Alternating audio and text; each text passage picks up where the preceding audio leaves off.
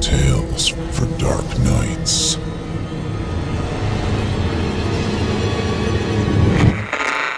Want to make sure you never miss a Chilling Tales for Dark Nights video again? Be sure to subscribe and hit that bell to turn on notifications. The following program is a production of Chilling Entertainment and the creative team at Chilling Tales for Dark Nights, and a proud member of the Simply Scary Podcasts Network. Visit simplyscarypodcast.com to learn more about this and our other weekly storytelling programs, and become a patron today to show your support and get instant access to our extensive archive of downloadable ad-free tales of terror. Thank you for listening, and enjoy the show.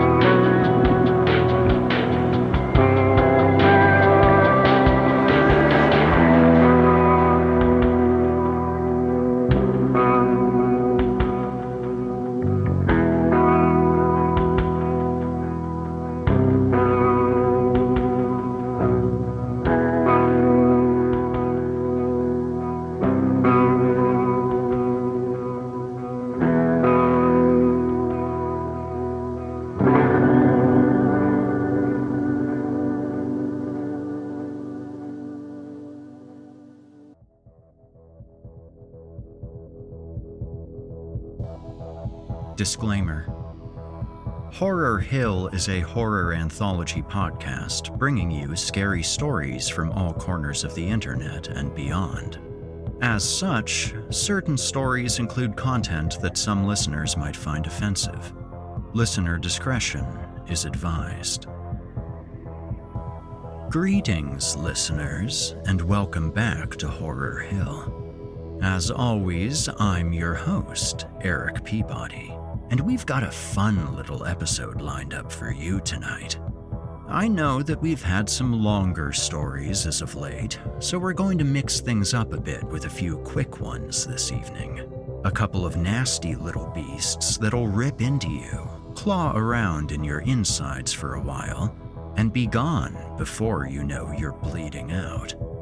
We're going to keep these synopses brief today so as not to reveal too much. We'll be starting with Regrow by Bikram Mann. This story is about a plight that impacts a number of people, including myself: male pattern hair loss. As it turns out, some people will go to extreme measures to reclaim the appearance of youth. Following that, we'll be reading Don't Smash the Glass by Tom Russell. In this tale, a lone man sits in a small room in front of a computer screen. Why is he there? How long has he been there? What does the scrolling data on the screen mean? And most importantly, what is in the glass case next to the computer? The thing that he has to keep forcing himself to not look at. You're listening to the standard edition of this program. If you'd like to help support Horror Hill and also remove these pesky ads, head over to chillingtalesfordarknights.com and click Patrons in the upper menu to sign up today. You'll get instant access to hundreds of ad-free stories, and we can scale back some of our less savory means of generating money for the show. By the way, you don't happen to still have all of your organs, do you?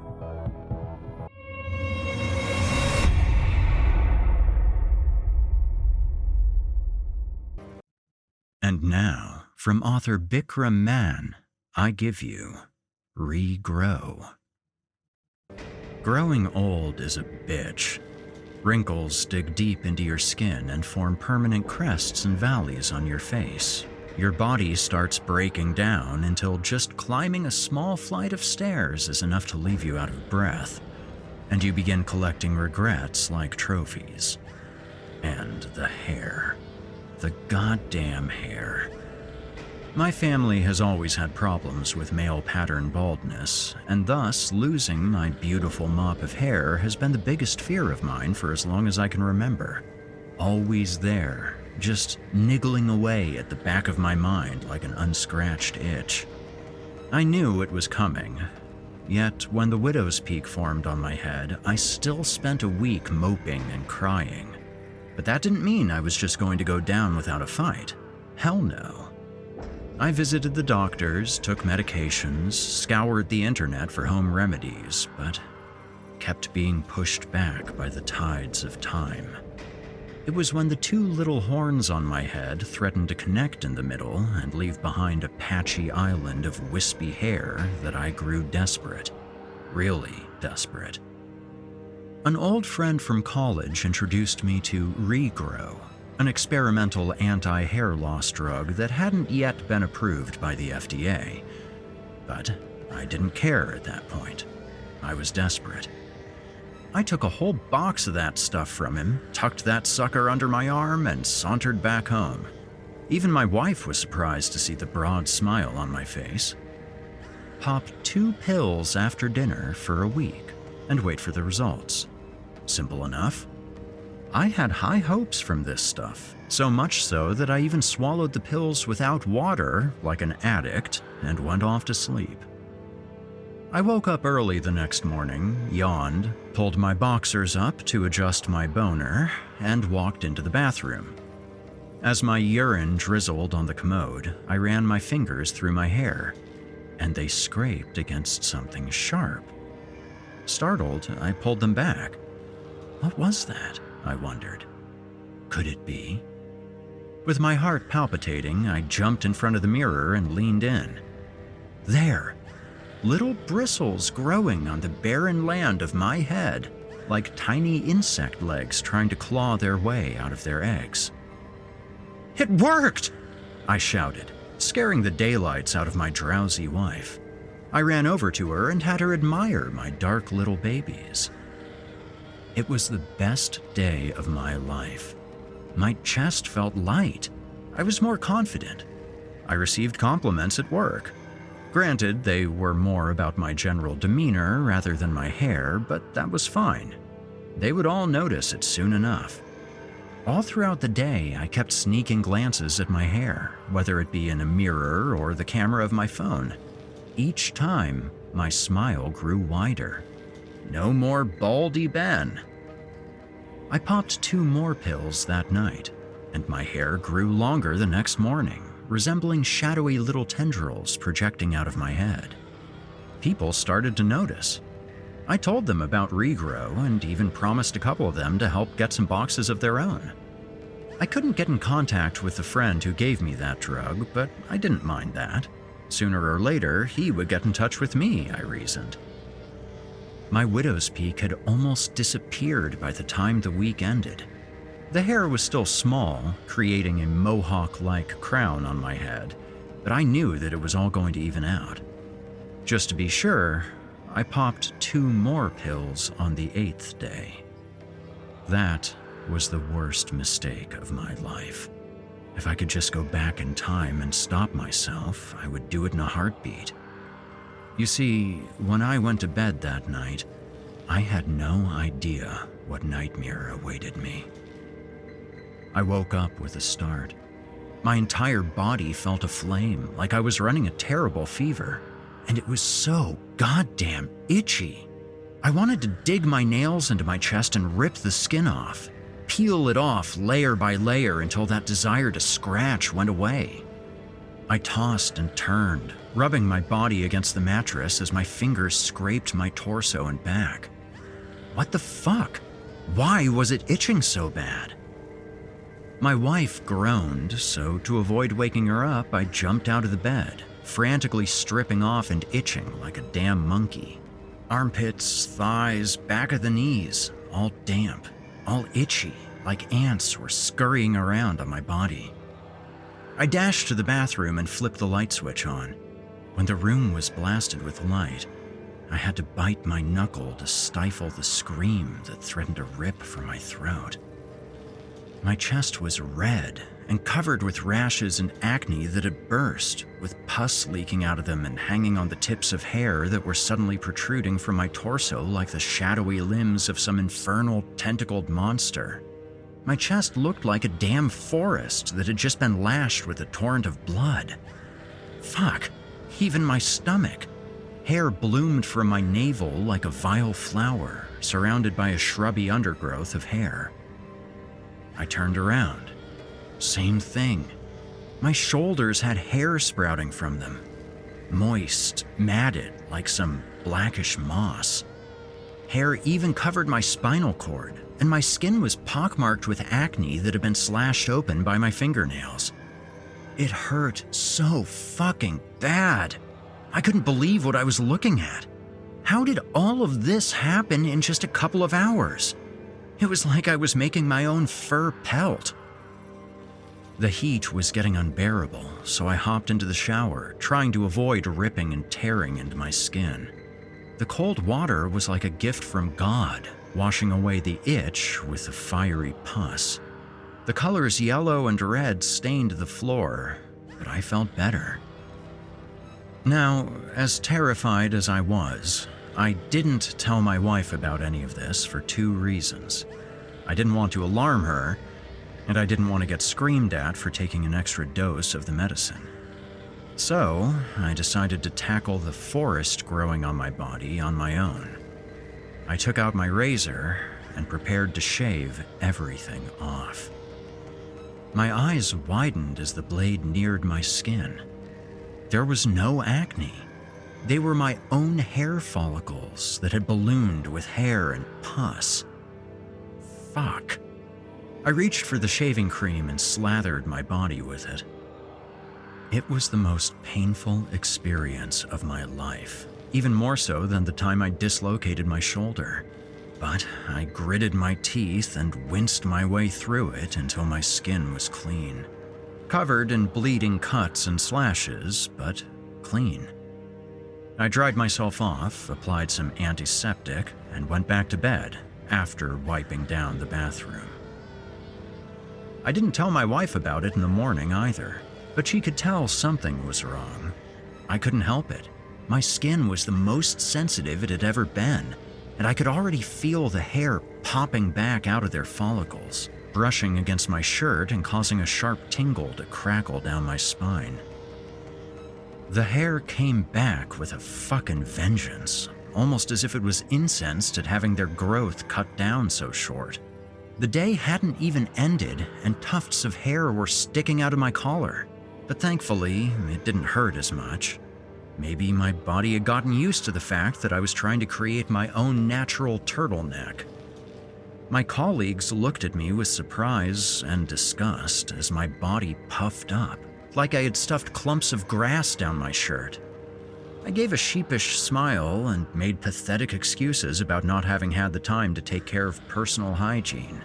It was as cringeworthy as you can imagine. When I returned home and took my shirt off in front of my wife, her jaw dropped so low I was afraid it was going to fall on the floor. As she screamed at me for self-medicating, I began shaving it down once again. The hair was so thick that it now curled. My razor got stuck as I shoved it through the hair, causing my skin to pull and pinch. I had to empty half of my shaving cream just to clean my body, but clean it I did, and I went to sleep shirtless, sighing with relief as the cold air brushed against my pores. I was astonished at the speed with which the hair came back. I must have napped for about an hour at the most when I was back to feeling like half an ape, and it was worse this time. Much worse. The hair on my head had grown so thick they pulled at and turned my skull in knots. My torso looked like I was wearing a vest. I realized with utter horror that my eyelids were drooping, my eyelashes having gotten so long that simply keeping my eyes open was an arduous task. Gasping, I got out of bed and bolted for the bathroom. I looked like an animal. No, like some demon. Hair flooded out of my nostrils, cascading down my lip till I couldn't tell it apart from my thick mustache. I had a beard that went right up to my eyes and mashed into the hair of my chest. Actually, it was more like a rug than a beard. The hair on my chest was so thick that no razor could cut through it, so I grabbed some scissors and began cutting through it, fighting to keep my eyes open. Snip, snip, snip. I sliced through the hair, but more sprung back out almost instantly. My arms, my wrists, hell, even my fingertips were being covered in hair. It was like I was being swallowed up by the shadows. My pubes were so dense they completely devoured my cock and balls. I could feel hair flowing out of my asshole, tickling the back of my knees. I cut my eyelashes, and I should not have done so. Though they didn't grow back, they stiffened, turning into little daggers that scraped at my eyeballs every time I shut my eyes. Blinking became an act of torture. Frustrated, I picked up my wife's lighter and tried to burn the follicles after cutting the hair to prevent them growing back out. It hurt like a bitch, but it didn't work. The hair just came back, thicker and meaner. I gulped to swallow the fear, and my tongue brushed against tiny hairs growing out of the roof of my mouth. I gritted my teeth, but only ended up chewing hair. I opened my mouth to scream, but began coughing. My esophagus was rejecting something violently. I coughed and started spitting out small clumps of hair, like a cat. A terrible screech jolted me out of my terror. I turned around. My wife was looking at me with primal dread etched upon her face. "Help me," I croaked before the darkness took me. The next time I woke up, I was in the hospital, surrounded by wide-eyed doctors and nurses. It took weeks before they were willing to discharge me, and weeks more before I found out what the fuck happened. Apparently, when I reached the hospital, I was cocooned in hair. They had to fucking saw through the hair to get to my body. It's a miracle I survived it all. I certainly wouldn't have done so if someone associated with regrow hadn't come in to help the doctors out. My friend who gave me the medicine had succumbed to it, and they began tracing anyone who might have used it. Thank God. They had to laser through the hair covering my body before they could administer the drug that reversed the effects of regrow and saved my life. I am completely bald now, head to toe. Not a single strand of hair anywhere. No eyebrows, no nostril hair. Bald, but alive. So, please, I beg of you, if you ever come across regrow, use it in moderation. And for God's sake, don't self-medicate.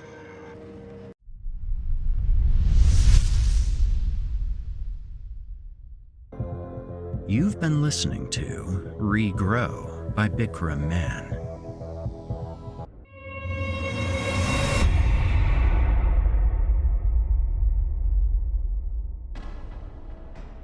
And now, to close out our evening, I present Don't Smash the Glass by Tom Russell. My eyes are burning. I've been sitting in front of this screen longer than I can remember. I don't know whether the memory lapses are from head trauma or sleep deprivation. Probably both. The cold light singes my retina as the waterfall of numbers creates fathomless patterns on the LCD monitor. Aside from the microscopic beams of red that poke through the cracks between the planks nailed to the door, this screen is my only source of light. The room has no window. I'm incredibly grateful for this. I can't remember why. I sit alone with only the many shadows for company. Time has no meaning in this room. The passing of each second has become so diluted and warped that any attempt at measurement would be futile. Maybe I'm going mad. No, I know the reason.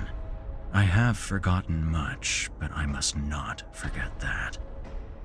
Dare I allow myself a glance?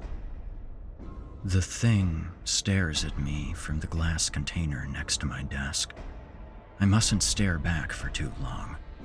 No matter how impossible it seems to achieve, I must move my focus back to the tumbling numbers. My gaunt face is reflected in the polished screen. The face in the reflection sneers at me, daring me to smash the container. I must not give in to temptation. We'll all die if I do. Veins in my neck throb. A crushing pain is building behind my frazzled eyes. Grunting with effort, I somehow manage to shift my attention back to the flickering screen. I know the thing won't be happy, but I have to ignore it. It is not my friend, despite how much it wants me to believe otherwise. From the screen, rows of numbers and statistics glare back at me, column upon column of irreconcilable data. I can't remember when I could last make sense of the cascade. I'm sure there's supposed to be meaning behind the army of algorithms. Somewhere in the numbers is the answer. I must have been here looking for it for days. Untold hours stuck in this cramped, boarded room. I long to smash through my makeshift barricade. The feel of the outside air on my face is a temptation almost as great as the constant urge to free the thing. I must not give in to temptation. Well, I'll die if I do. The descending numbers unfurl in front of my burning pupils. I must make sense of them. Somehow, some way, I must. Another cramp runs through my thighs. In response, I adjust my position and crouch on the itchy office chair. I must ignore everything but the numbers. They are the only thing that matters. In the first days, I was obsessed with the smell. I tried everything to mask it, but human waste proved to be too powerful an odor. Eventually, I made peace with it. Then there were days I was obsessed with the clumps of hair falling from my head. I tried everything to prevent it, but my resources were too limited. Eventually, I made peace with it. Then there are the days I have been obsessed with the thing. I have tried everything to prevent it, but its hypnotic gaze keeps pulling me back. It still beckons me. My mind's eye is constantly forced back to that strange glow. I wish I wouldn't dwell on this. The light is maddening. Blue and orange. A light that is simultaneously two colors, an impossible contradiction. Yet, there it is. The dual hues flow and drift independently of each other, yet at the same time are indistinguishably intertwined. I can't remember a time when that unearthly haze wasn't present in the darkest reaches of my conscience. I've only been here a few hours, but it feels like days. I can't remember what happened before. All that I have of the time before the room are fragments. I can't remember who put the thing into its glass box and attached it to the computer. Maybe it was the dead man in the corner. I wish I could remember who he was. Was he important to me? I'll never know. It's not important, though, so I mustn't dwell on it. I must focus on the numbers. I scratch at an itch on my head. Ouch. There's an unpleasant pain at my fingertips. I slowly lower my hand from the patch of descending hair. The nails on my index and middle fingers have detached. They dangle on pus-soaked sinews, swinging in time to my tremble. I look at my other nails.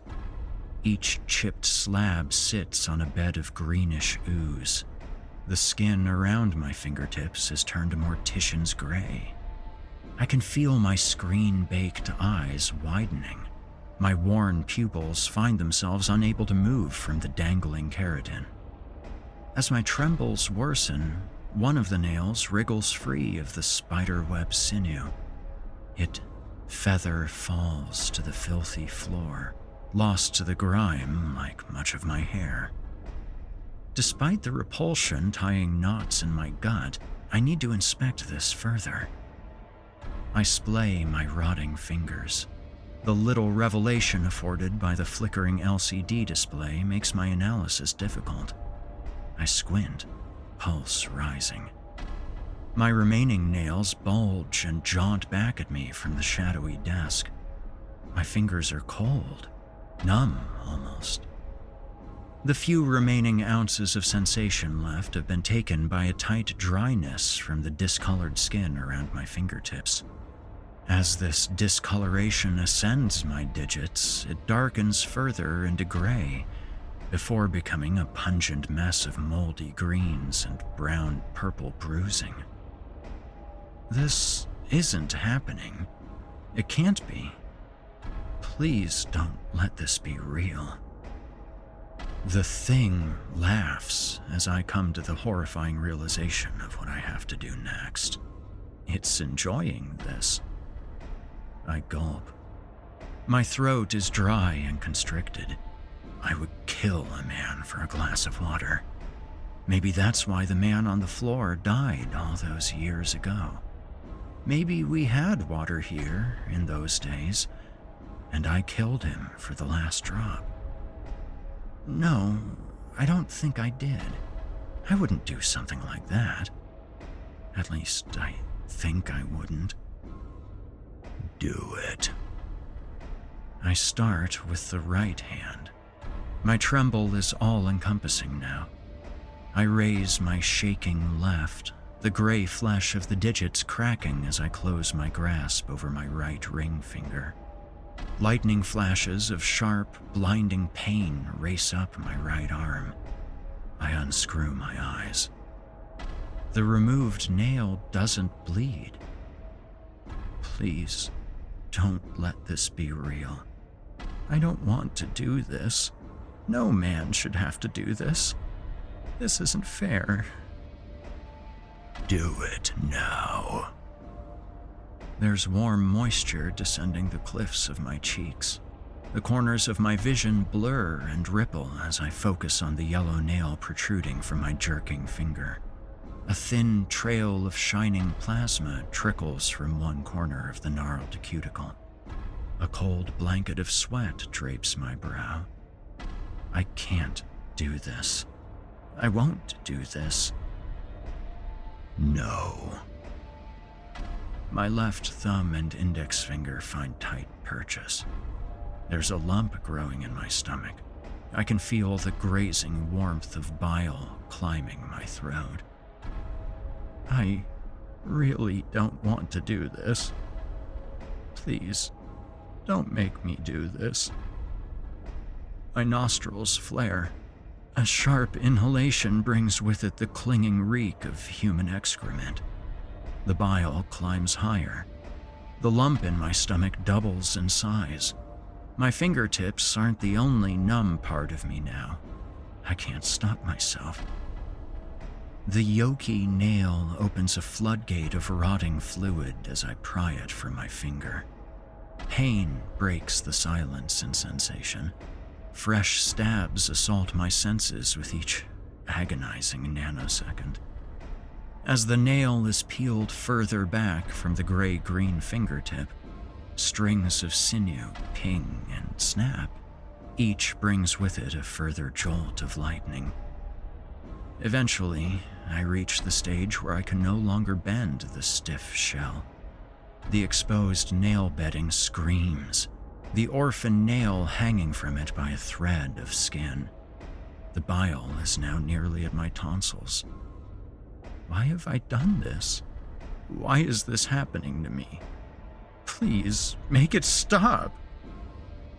Finish it. I wrench the dangling carapace from my not bleeding finger. The bile has finished its journey. The third lost nail clatters on the greasy, dirty wood beneath me. It's followed by a torrent of vomit. Everything goes sideways. My diaphragm is contracting in agonizing spasms. The itchy office chair clatters and rolls away from my feet into the darkness. The ground is grimy beneath my naked form. As I twitch and writhe in disgusted agony, my joints slide along a desert of unseen diseases. I dare not look at my hand. I can hear the thing cackling somewhere above me. I must ignore it at all costs. I have to finish with my hands and get back to the numbers. I must resist the urge to break the glass and smash the thing on the ground. I must not give in to temptation. We'll all die if I do. There is scuttling in the darkness beyond my face. My burnt eyes have not yet accustomed to the gloom. They gaze outwards, limp and useless. Eventually, they manage to bring something into focus. A shelled creature is picking its way through the bog on the floor. Two long antennae twitch in the murky abyss. Black, beady eyes turn the tiny light available at these depths into twinkling novas. The wriggling mass of chitin and legs halts as it reaches my drained head. It stares at me, shuffling its mandibles. Lost, are we? The cockroach has a deep voice.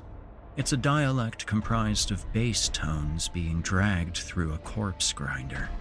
Every syllable sends a knife of tension down my spine. Most of the people that find their way here are lost. I'm not lost. My lips feel chapped and crooked. I don't recognize the voice that escapes them. You got lost on your journey. The cockroach grinds in disagreement. You have to be lost to find your way here. You know that. Or have you forgotten?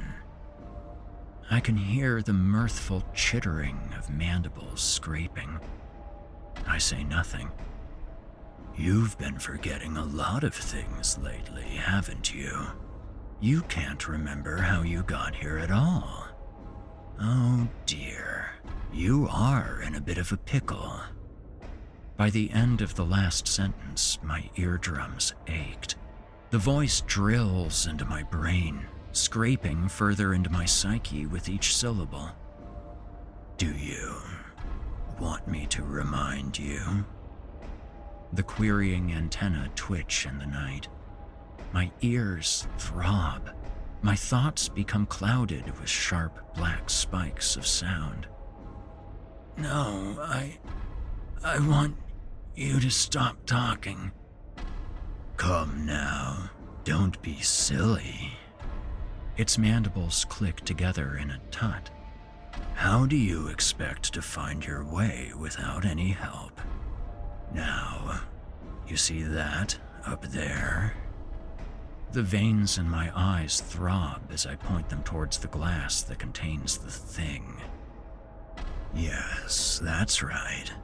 You came here to do something with it. Do you remember what it was? Each deep utterance cuts into my soul. The network of blood vessels around my ears bulge to their bursting point. Please, stop. I feel my front teeth wobble as I beg through them. I just want this to end. The cockroach does not oblige. So I take it you don't remember. Oh dear. It seems that pickle was an understatement for your predicament. The insect forager tilts its tiny head, peering at me through the leering shadows. Please! I shriek. His warbling has become too much.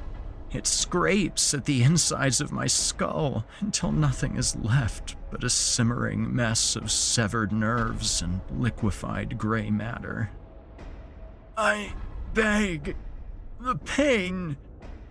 My vision is filled with jagged black spikes. That pain isn't from me, old bean. It's from your fingernails. Twitching still, I look down at my hands. They're covered in murky brown grime and pus. 6 of my remaining fingernails lay in a gooey heap by my groin. The 7th is painfully ripped from its bed in my rotting thumb by another spasm as I stare, wide-eyed and trying not to scream. See? The bloodshot orbs in my skull bulge at the sight of my mutilated digits.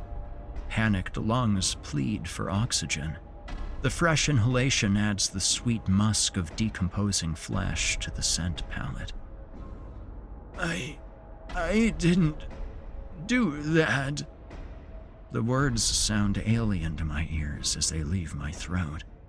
The mush in my skull starts to swim. The shadows darken. Remember, you have to smash the glass. Rattlesnake clicks emanate from the chitin plating on the beast's back. They writhe as it laughs at me through the gloom. There's another ringing in my ears. This time, it's not painful. It's the ring caused by all the sounds in the world going out, one by one. As long as you remember to smash the glass, you'll be right as rain. I roll onto my back. The black spikes multiply and converge into patches of misty fog. My eyes roll upwards. I get intermittent flashes of the ceiling. There's writing on it.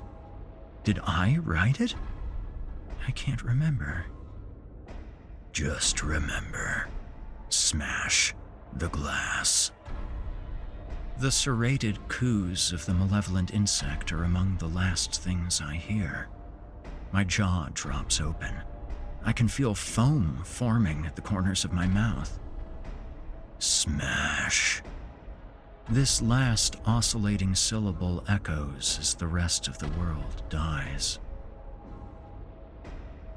When I come to, I'm crouched on the itchy office chair. I'm staring at the revolving numbers on the screen. I don't know how long I've been sat here.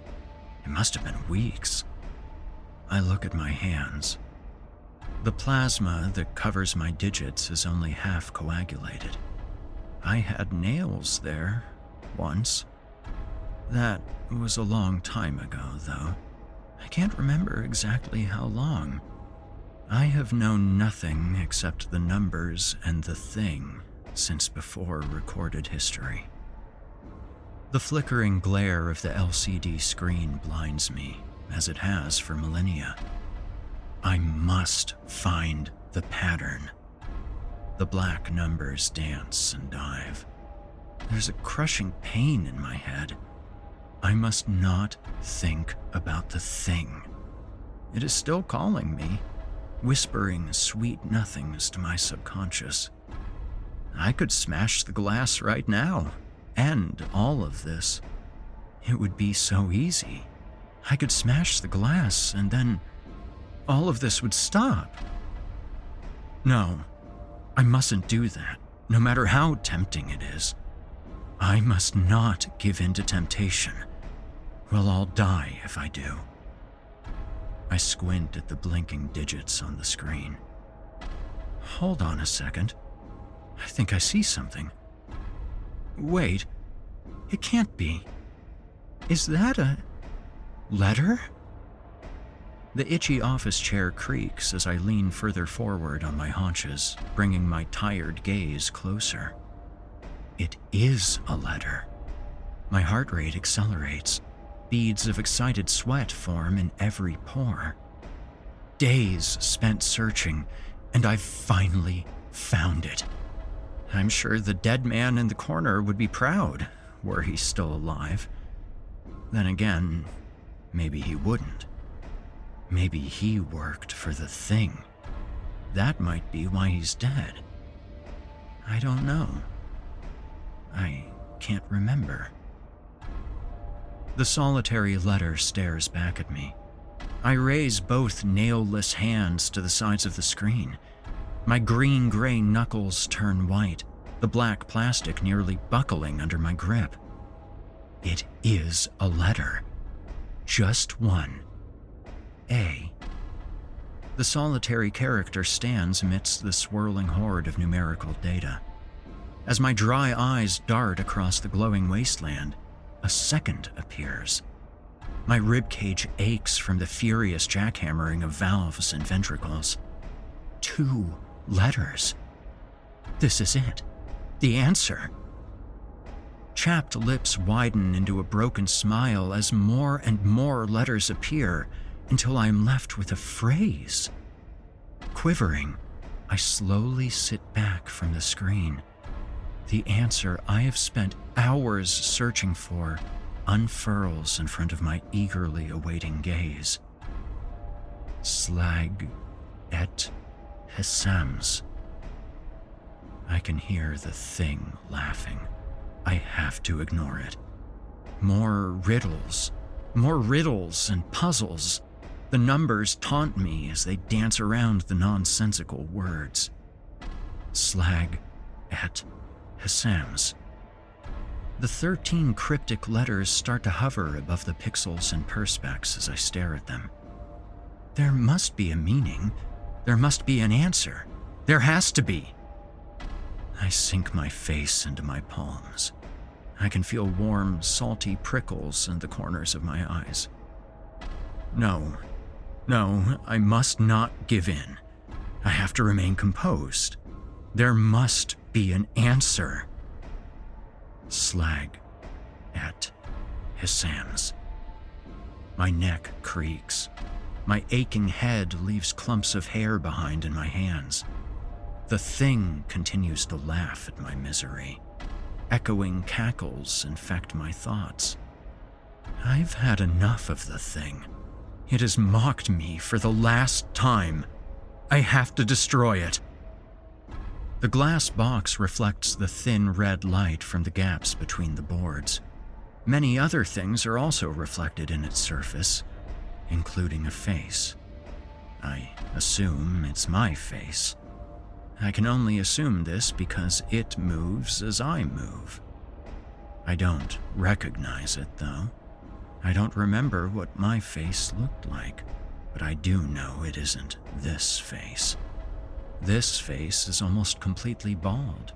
This face has dry, cracked lips that peel back to reveal bleeding gums and jagged, loose teeth.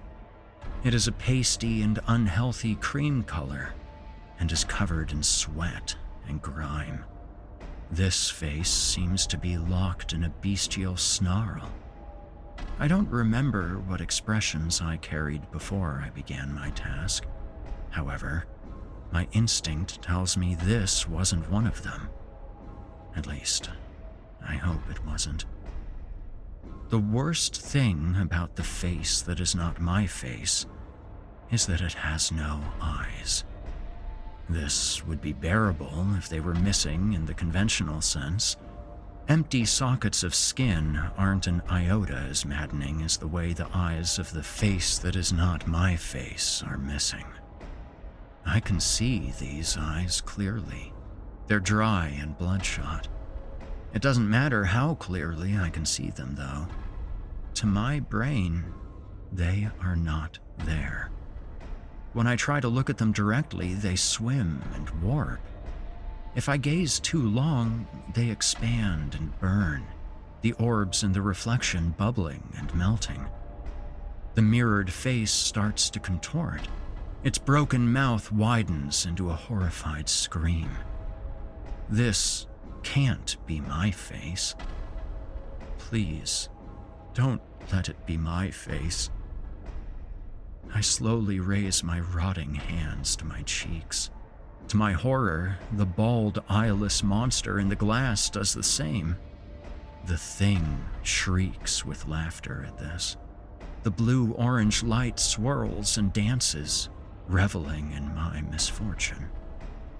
The thing has done this to me. I know that it has. It will pay for what it's done. I raise my decomposing hands, further cracking the skin on my knuckles as I ball them into fists. The eyeless, gaunt features that are my reflection contort into a roar of hatred. There's something else reflected in the glass. It catches my eye before I bring down the hammer of my hands. Letters. They hover millimeters above the polished surface. Glaring on the mirrored computer screen in a sea of backwards numbers are the words, "Smash the glass." That was not an answer in the numbers. It was a trick, a trap, a decoy planted by the thing. It wants me to smash the glass, to remove it from its confinement. I must not do this. I must not give in to temptation. We'll all die if I do. My heart sinks as I turn back to the glaring LCD. Maybe there was never an answer in the numbers. There must be, though. Why else would I be trapped in here with nothing but a computer and wires connecting it to the thing? My fists send a loud bang echoing around the cramped compartment. The screen judders violently from the impact of them slamming on the desk. My ribs and back shudder as I'm encapsulated by sobs. It's hopeless. Absolutely hopeless. There's nothing I can do. Maybe this isn't even a task designed with me in mind. Maybe it was a mission for the dead man slumped in the corner. He's wearing a lab coat, after all. I massage the sides of my forehead. I need to open my eyes and get through this. Just persevere with the numbers. I've let myself get distracted again. The pattern is in them somewhere. I know it. I have to will myself to carry on. Everything depends on it. I slowly unstick my heavy eyelids. I don't think I can hold much longer. That's why I decided to write this all down. I don't know if the small input box on the screen goes anywhere. I hope it does. If you find this message, please do whatever you can to track the origin. I don't know where I am. I don't know who I am. All I know is that if I can't resist temptation, if I can't stop myself smashing that damn glass, the thing will get out, and all of us will die. I must have taken over from the man in the corner. Someone needs to come and take over from me. Please, before it's too late for all of us.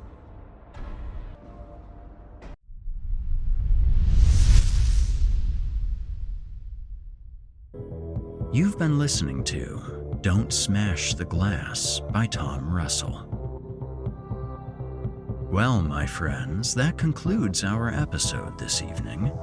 I'd like to thank Bikram Mann and Tom Russell for their stories this evening. Did I mention that both of these authors have short story collections available through Velix Books? You can head over to velixbooks.com to grab Unclean Spirits by Bikram and 100% Unfiltered Nightmare Fuel by Tom, from which both of tonight's stories have been sourced, along with a number of other terrifying collections. Thanks for joining us tonight. I'll be back next week at the same day and time with more tales to send a chill down your spine. Until next time, listeners, stay spooky. You've been listening to the Horror Hill Podcast, a production of Chilling Entertainment and the creative team at Chilling Tales for Dark Nights. Tonight's episode was hosted and narrated by yours truly, Erik Peabody. Original music provided by Erik Peabody and Nikki McSorley. Finalization by N.M. Brown and S.K. Brown. Got a terrifying tale of your own that you'd like performed? Email it to us at natalie@chillingtalesfordarknights.com to have your work considered for future production. Seeing as how we're all living in a technological nightmare of our own devising, I'll ask you to follow Chilling Tales for Dark Nights on social media and upvote, subscribe, and hit the bell notification icon if you're listening to this on YouTube. Not only will you have appeased the dark gods of cyberspace, but you'll be kept in the loop as we prepare more terrifying content. If you'd like access to uninterrupted horror, free of ads, and these annoying bookend segments, might I recommend signing up for our Patreon? You'll get access to hundreds of episodes of this show, as well as everything else from the other programs in the Chilling Tales for Dark Nights cabal. That means all of Otis Cheery's Scary Stories Told in the Dark, Drew Blood's Dark Tales, Paul J. McSorley's Fear from the Heartland, and more. It's a veritable smorgasbord of horrific delights. As for me personally, I'm on most social media sites as Viking Guitar or Viking Guitar Productions. I'm always on the lookout for new stories to narrate and new music projects to mix or master. If that's of interest to you, feel free to reach out and we can talk turkey. Also, I will be back next week with more terrifying tales to keep you up all night. If darkness is what you're after, listener, your search is over. Yet, let it be known, you haven't found the darkness. The darkness has found.